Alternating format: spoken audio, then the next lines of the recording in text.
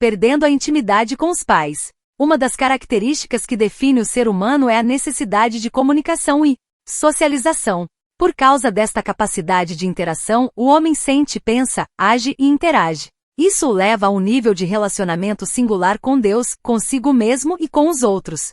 É importante ressaltar que necessitamos dos relacionamentos assim como precisamos de pão e água. É algo que compõe a nossa natureza, desde a concepção no ventre materno. Quando isso não acontece por algum motivo, não conseguimos ter uma vida saudável e equilibrada. Agora mesmo vem à minha mente um filme da Disney que em português tem o título Duas Vidas. O filme relata a vida de um solteirão bem-sucedido profissionalmente e que vive sozinho. É uma história fantástica. De repente chega à casa dele uma criança que, na verdade, é ele mesmo. Interagindo consigo mesmo, o adulto com a criança aquele homem relembra situações alegres e traumáticas da sua infância. Passado o susto inicial pelo visitante inesperado, e depois de muita confrontação consigo mesmo, ele decide mudar. Ele encontra consigo mesmo em 3 dimensões da vida, na infância, na fase adulta e na velhice. Nesse encontro, o espectador pode constatar que os sonhos de infância daquele homem foram alcançados. Ele superou seus bloqueios e não continuou como um fracassado. Desafio você a deixar o menino a entrar de novo em sua vida, independentemente da sua idade. Nunca é tarde demais. Meu pastor usa uma frase que já se tornou um axioma em nossa comunidade. É no final da pista que o avião decola. Ele refere-se à importância de esperarmos o melhor de Deus em qualquer fase da vida. Eu prefiro olhar para a vida sob esta ótica. A sua maior dor será o seu maior ministério. Confesso que muitas vezes chorei escrevendo este livro, pois ele está muito ligado à minha história de vida. Tive que permitir que o Espírito Santo mexesse com minhas memórias para que eu pudesse experimentar uma restauração profunda em relação a tudo que vivi. Hoje, após alguns anos, posso compartilhar com você como Deus tem me curado. Creia, a sua maior dor será o seu maior ministério. Como afirma o apóstolo Paulo, bendito seja o Deus e Pai de nosso Senhor Jesus Cristo, Pai das misericórdias e Deus de toda consolação, que nos consola em todas as nossas tribulações para que com a consolação que recebemos de Deus, possamos consolar os que estão passando por tribulações. Pois assim como os sofrimentos de Cristo transbordam sobre nós, também por meio de Cristo transborda a nossa consolação. 2 Coríntios 1, 3-5, como já afirmei. Precisamos dos relacionamentos, em especial os do âmbito familiar, pois um dos sinais de doença emocional é o isolamento. Você já percebeu isso? Quando você está triste, o que acontece naturalmente? Você se isola. É o que tem acontecido em nossa sociedade como um todo.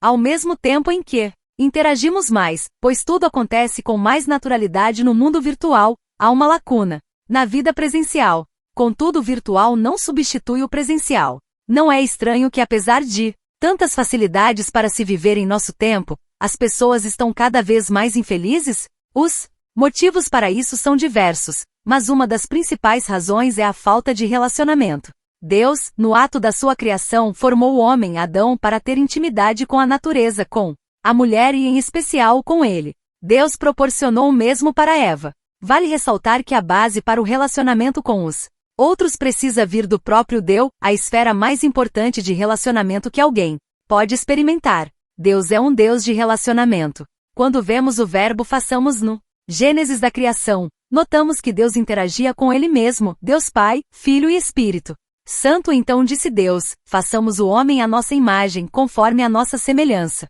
Domine ele sobre os peixes do mar, sobre as aves do céu, sobre os animais grandes de toda a terra e sobre todos os pequenos animais que se movem rente ao chão. Gênesis 1, 26. Temos aqui a informação de que a humanidade foi feita à imagem e à semelhança de Deus. Duas das consequências disso são a capacidade e a necessidade de se relacionar. É claro que Adão interagia com Deus sem impedimentos. Era uma relação que preenchia completamente o homem e dava alegria ao coração de Deus.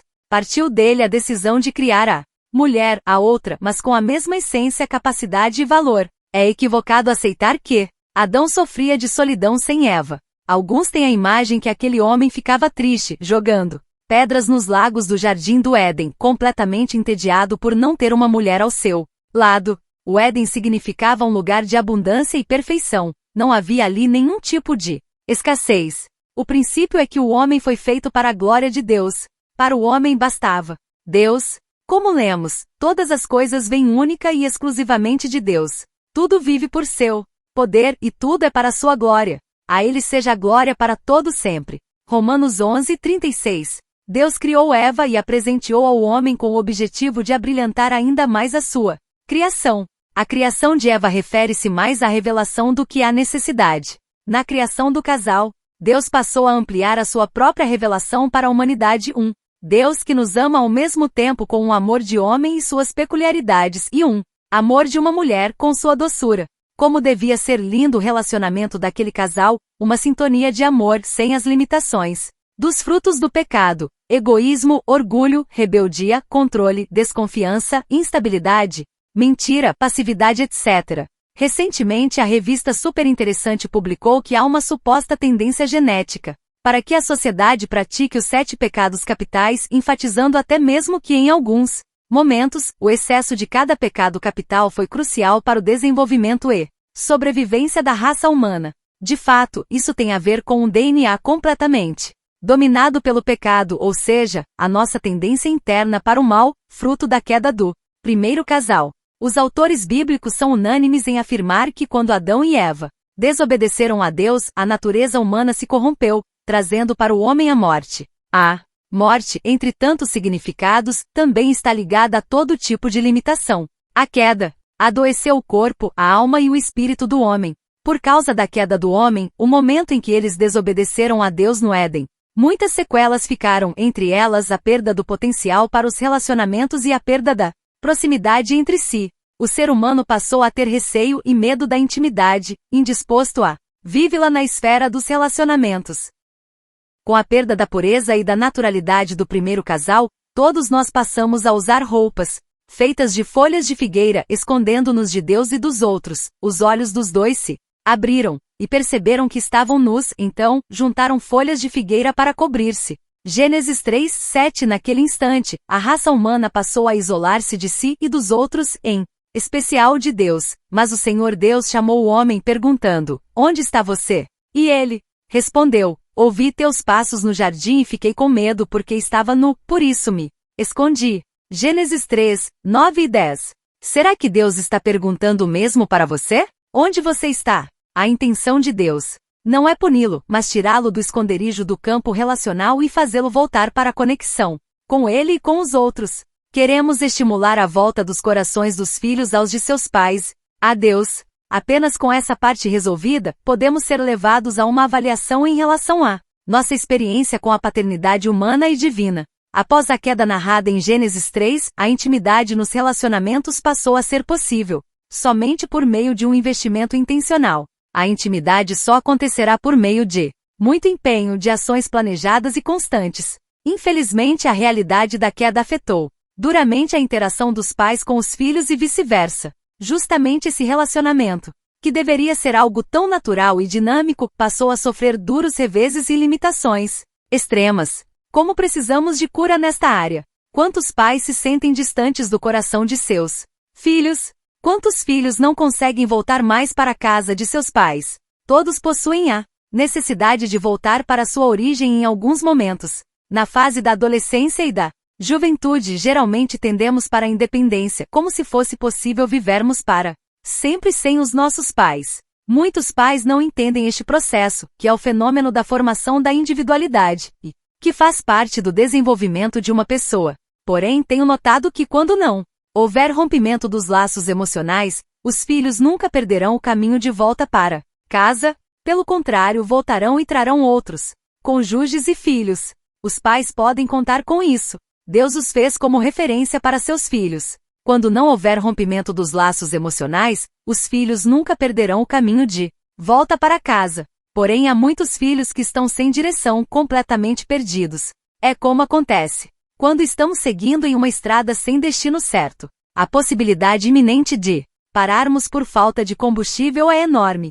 Como pastor, já atendi um número expressivo de pessoas que estão perdidas por falta de referência de seus pais. Muitas vezes são pessoas geniais, empreendedoras, criativas, fenomenais no mundo corporativo, mas vazias emocionalmente. Do que elas precisam? Dos seus pais. Chegou o seu tempo de cura e de mudanças significativas. Há uma profecia declarada pelo profeta Malaquias 4:6 que nos diz: Ele fará com que os corações dos pais se voltem para seus filhos, e os corações dos filhos para seus pais. Do contrário, eu virei e castigarei a terra com maldição. Você acredita nessa promessa de Deus? Faça uma pausa e ore assim: Pai, Deus de amor, eu preciso tanto de Ti. Desejo que o Senhor me ajude a voltar o meu coração para os meus pais, ou para os que me educaram. Sei que tenho situações difíceis de resolver, conto com a Tua ajuda. Debaixo da Tua promessa, agradeço porque a partir de agora, serei carregado no Teu colo para o coração dos meus pais fulano e ciclano. Você pode citar o nome dos seus pais. Desde já agradeço Tua ajuda, cura e reconciliação destes relacionamentos vitais na minha história. Em Teu nome Jesus, amém. Quero esclarecer um pouco mais sobre a intimidade relacional, a qual todos precisamos cultivar e desfrutar, algo indispensável em nossa saúde emocional. Vou usar a perspectiva do autor Saul Boumbour contidas no seu excelente livro Falsa Intimidade. O assunto central de seu livro é a sexualidade, mas os mesmos princípios podem ser aplicados à questão dos relacionamentos em seus diversos níveis. A abordagem de Saul Boumbour é muito importante para verificarmos a questão da dor relacional, ou seja, o que o distanciamento do coração de um filho de seus pais pode causar. Para o autor, existem 3 tipos de intimidade. Vejamos, a intimidade perfeita. Este termo refere-se ao relacionamento pré-queda do qual Adão e Eva desfrutaram. Nus e não envergonhados, eles se uniram sexual e emocionalmente com o mais amplo prazer, sem hesitação ou sem resquícios de dúvida sobre si mesmos. A intimidade real está é a intimidade sexual e relacional que 2 cônjuges compartilham, dentro de um matrimônio comprometido e amoroso. As dúvidas sobre si mesmos existem, mas o casal se comunica e se deleita um no outro relacional e sexualmente. Considerando a realidade dos relacionamentos imperfeitos, ambos os cônjuges enfrentam decepções. Dentro do prazer da intimidade real, experimentam ainda o temor de se expor, o medo de abandono, o medo da perda de controle e o medo de seus respectivos desejos sexuais. A falsa intimidade é essencialmente uma ilusão criada pela própria pessoa para ajudar a evitar a dor inerente à intimidade real. Essa dor pode chegar e se instalar no coração de alguém por diversos motivos, como ser vítima de um abuso sexual. A pessoa abusada pode perder a capacidade de se relacionar genuinamente mesmo com as pessoas mais próximas. Sem dúvida, o abuso sexual é uma das armas mais destrutivas de Satanás, que pode sentenciar negativamente alguém a um estado de vida muito aquém da sua capacidade real. É uma das jaulas mais poderosas contra alguém. Carregando essas feridas, pessoas vivem em um estado de falsa intimidade em seus relacionamentos.